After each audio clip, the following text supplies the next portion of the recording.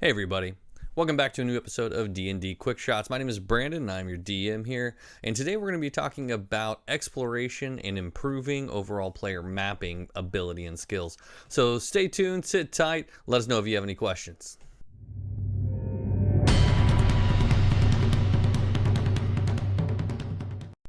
Exploration ties into many areas of the D&D pillars. So there's three basic pillars of D&D a lot of people don't realize. Number one is going to be exploration. Number two is social interaction. Number three is combat.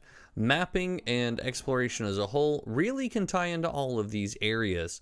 So let's start with all the conversation about what is mapping. Well, mapping itself is the players learning the world as it is. It doesn't necessarily mean that you just hand them a map at the beginning of every town or adventure or anything like that. If they've never been there, there's no reason they should have a top-down view, a bird's eye view of anything. They do need to learn the world. Now, that comes from a different set of ideas from a lot of DMs. And in my opinion, mapping is one of the most crucial pieces because it does teach exploration properly. So think of it as the world. If I was to put you into a new city without Google Maps, how would you get around? Number one, you're going to have to pay attention to your surroundings, keep track of what's going on. Number two is you're going to have to talk to people. You're going to actually have to try to figure out, okay, where is this stuff? Where am I going to find it? Not everybody is going to be as willing to help a stranger. So understanding that and understanding how that ties into social interaction is a huge piece of the puzzle. If you've been tasked in finding a jewel inside of a ruined city, now that jewel, where is it? Well, you don't know. You've never been there before. You've never been to these ruins. You don't know where the ruins are. But either way, you do have to find them.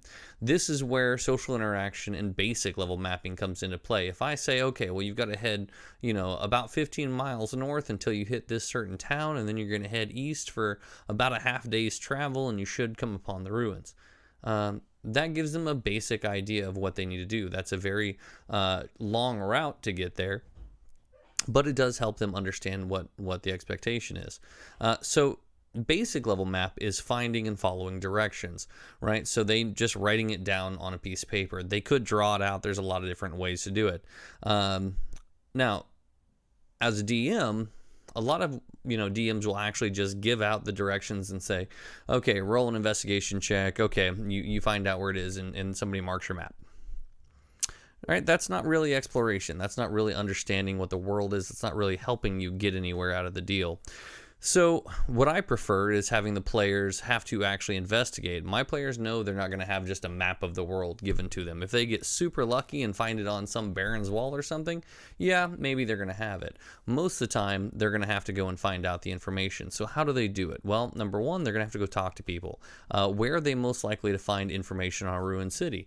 They're going to need to go check libraries, universities. Maybe there's some lore that the townspeople knew. Maybe there was some kind of history or something there. Being able to talk to people, being able to search and try to find that information is a huge piece of the puzzle. So the second step of that, once they actually get the information, then they have to go out and do the physical exploration. So exploration is going to be doing everything from trying to follow your nature treks and trying to follow what's actually going on in the world, all the way through, actually getting to the place and, diving in and getting into the dungeon and seeing what's going on. So that's a huge piece of it. Now, when we talk about exploration, the easiest way to explain it, talk about dungeons themselves. So there's two types of DMs that'll just give the map and the overall big picture of the dungeon and let everybody go and say, I want to go to that room, I want to go to that room, I want to go to that room. It's kind of boring in my opinion. I like being able to have each room have a description of it, a smell, a feel. Once you get into that room, you have two exits on this wall and you have one exit over here. Now, when you hit those little pieces and parts, the players aren't going to go through each individual one automatically. They need to figure out where they need to go. Lots of techniques to make them really explore the dungeon is have them keep track of where the doors lead. Actually have them decide, okay, I'm going to go and do this, this, and this, and I need to follow these things.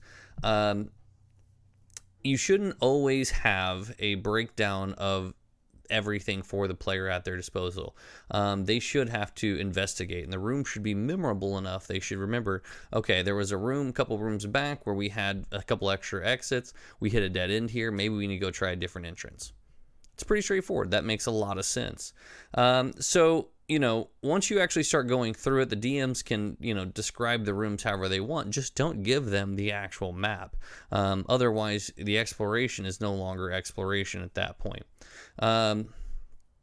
So once you get those two pieces, everybody asks, well, how do you map in combat? Well, combat is a really intricate piece where you can find out a lot about the world where you may not automatically know.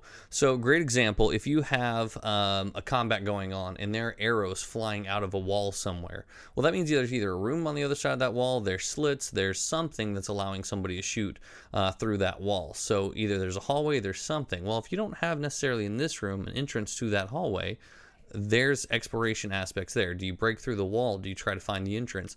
Do you try to scout and have somebody come out and try to find out where it is? There's a lot of pieces and parts to be able to find out information without having it drawn out. The next piece of it that's really fun is having the players fall through rooms. Let's say you have this big giant creature who the players are battling, and he keeps slamming on the ground, and you start seeing cracks appear, and then one of the times he does it, the room falls through, the players fall through, you're in this new tomb or something where now, it's a whole different room. That's exploration still, right? So that is helping them find new areas they wouldn't have the knowledge of before. So when you talk about exploration as a pillar of D&D, it can apply to itself, to social interaction, to trying to find it, and even to combat. So I always encourage everyone to really focus on the three pillars to make a well-balanced and fun game.